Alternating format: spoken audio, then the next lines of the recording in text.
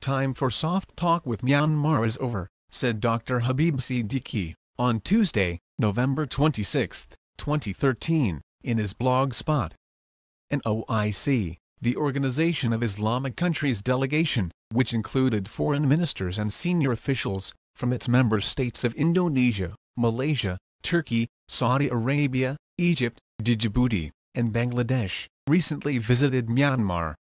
It was led by the OIC Secretary-General, Ekmeleddin Ihsanoglu. The OIC delegation pressed for unhindered access of humanitarian aid to all affected people and communities, including Rakhine, without any discrimination. They also stressed the need for clarifying misconceptions and misunderstandings on both sides, and for building mutual trust and interfaith community harmony.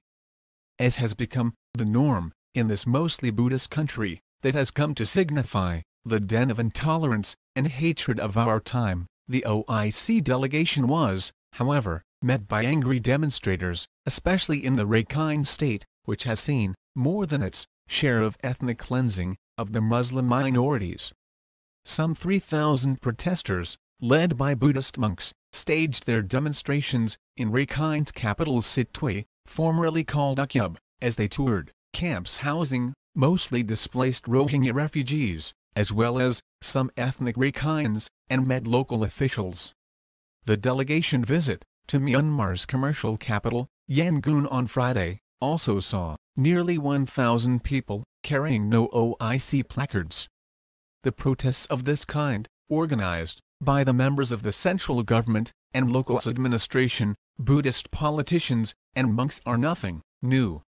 These dark, hideous and savage forces of Theravada Buddhism want to hide their monumental crimes against humanity, and want to starve to death the remnants of the Muslim minority, who mostly now live in abject poverty, as internally displaced persons, IDP, in squalid camps.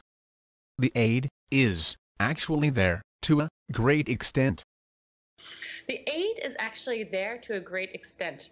The problem is that it can't get in because the government of Myanmar, whether at the state level or at the central government level or the local level, is just not permitting humanitarians to get in. So at the state level, there are whole sections of Rakhine state where the Rohingya live, where the vast majority of Rohingya live, who simply are not being permitted to get aid.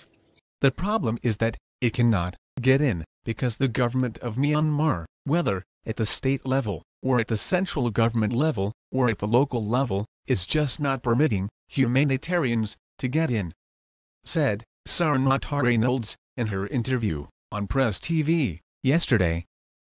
The European Commission has said the conditions of IDPs in Rakhine state, likening them to the Jewish ghettos set up by the Nazis.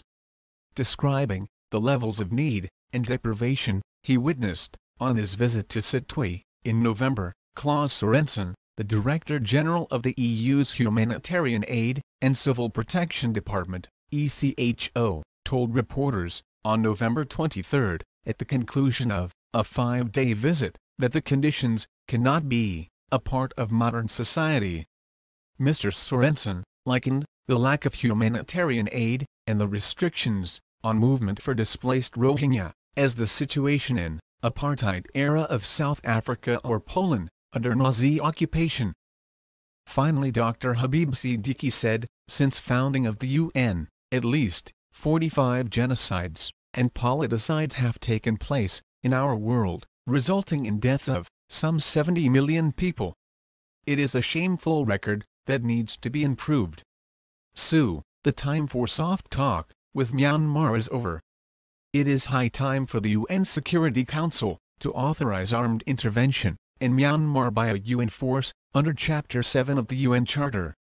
The mandate must include protection of Rohingya civilians and humanitarian workers, and a no-fly zone over the Rakhine state. The rules of engagement must be robust and included aggressive prevention of killing. The major military powers, the USA, Russia and the UK, must provide leadership, logistics, airlift, communications, and financing.